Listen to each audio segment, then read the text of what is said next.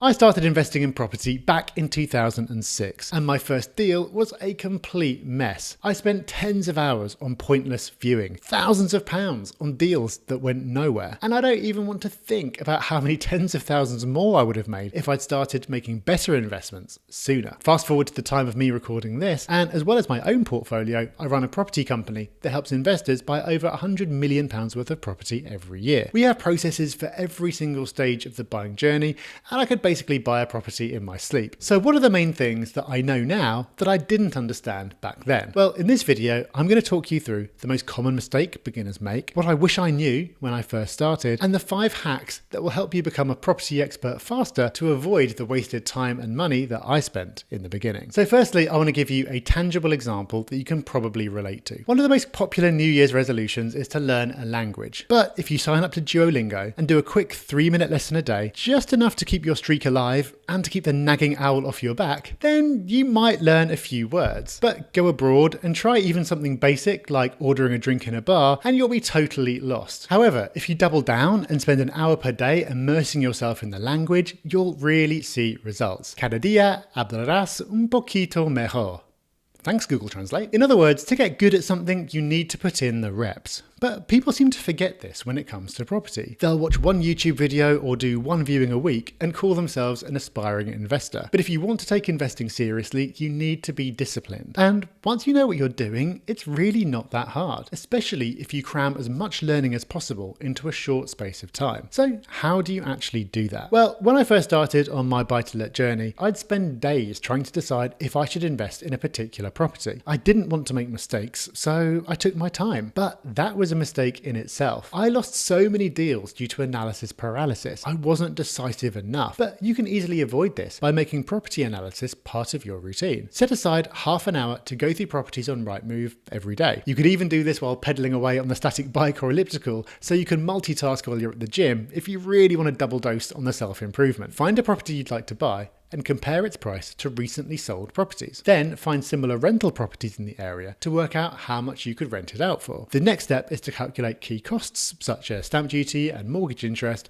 because these of course will affect your profitability. This will start getting you towards a quick estimate of your cash flow and yield. We have a spreadsheet that can help you with this, by the way. Type in your estimated purchase price and rental amount and it will do all the sums for you. You can download it for free using the link in the description. And once you've built that into your routine, you then need to build the next skill in the chain. Viewings. Being able to size up a property's potential in 5 minutes while an estate agent natters away is a skill. And the best way of developing it is to try and line up as many viewings as possible in the space of a week. Think of it like signing up to a language crash course, where you cram several months of learning into 7 days instead of spending 10 minutes a day on Duolingo. I know this might sound strange, but you don't need to come out with a property at the end of it. Your goal is just to get used to the process, chat with the agents, and learn exactly which questions to ask. This might feel pointless, but it can actually save you so much time later. By building a relationship with the agents, they're more likely to give you a heads up when suitable properties are available in future. And the more viewings you attend, the easier it gets to spot issues and red flags that could cost you thousands in wasted surveys further down the line. So now you know how to start getting the reps in. How can you make sure that they're the right reps? Every so often, I'll meet up with a group of friends who also run their own businesses. And when they describe the things that they're losing sleep over, I often think the solution is obvious. But it's not because I'm a better business person. They do the same thing for me. I'll be catastrophizing about something and they'll come along and say,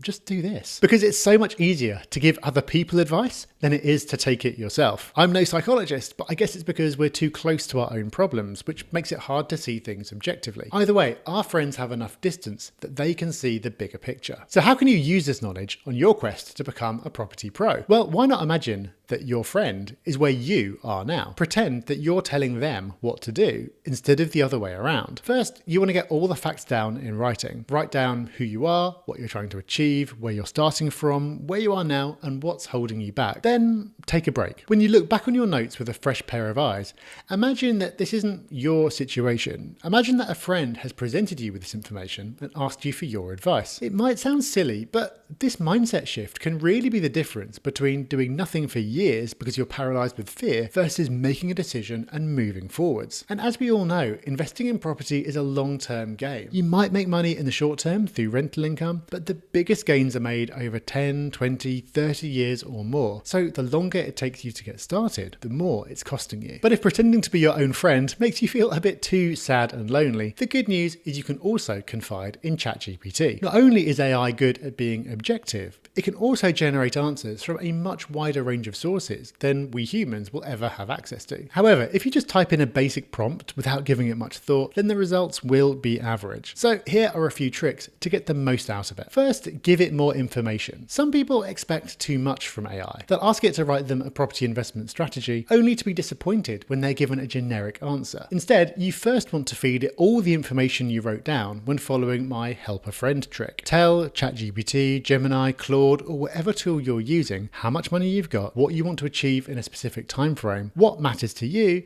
and what you're scared of. I mean, property crashes rather than spiders. You can also prompt it to ask you questions if it needs more information. Many AI tools also have a voice note feature, meaning you can talk to it as if you're chatting to a friend or mentor. Now, I'm not suggesting this is a cure for loneliness, but you just might find it easier to get things out of your brain and onto the page by speaking rather than writing. I also suggest that instead of asking AI for one solution, to get better results, you can ask for multiple. Scan through the options, pick out the ones that make the most sense, and either ask your AI to elaborate or fine-tune them, or give you more answers along the same lines. And finally, remember that AI is your sidekick, not your servant. You want it to challenge you and even talk back. So before you close the tab, ask it what you're missing and whether there are any gaps in your thinking. Are there any reasons why your strategy might not work? If you're using a chatbot that remembers your previous conversations, this can give you more of an advantage. It might bring up information from a previous discussion and use it as a reason why your idea is either good or bad. It might know that you've got young kids, so your time is limited, for example, even if you forgot to bring that up in this particular conversation. Once you're happy with the results,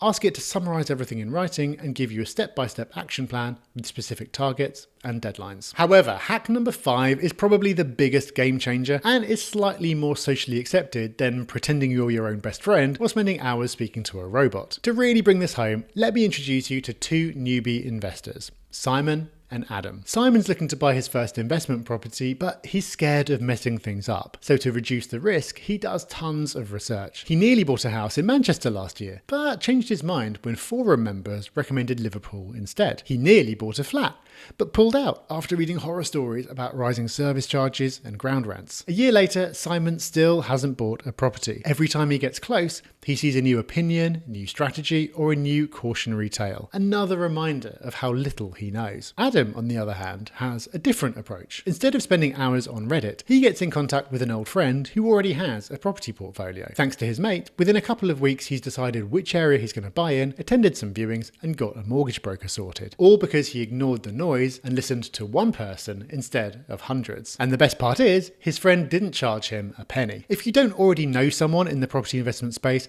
finding a good mentor can be challenging, because online, you've got to separate the experienced investors from the experienced marketers. Now, call me stingy, many people do, but I'd specifically seek out someone who doesn't charge you, who doesn't even put themselves out there as a mentor, but is just happy to pass on their experience. Now, this isn't quite a click your fingers job, but it's not as hard as you think. Property is a lonely game after all, and many people will just be delighted that someone's taking an interest. And if you can find a mentor who'll work with you for free, it helps you to get off the fence, buy your first property, and start speaking the language of property con bastante fluidez. However, I mentioned earlier that viewings are like taking a crash course in property. Well, if you're at the start of your journey and you don't even know where to look or what type of property you want, then I suggest you check out this video next. It's a comprehensive UK property investment course that talks you through step by step absolutely everything you need to start investing.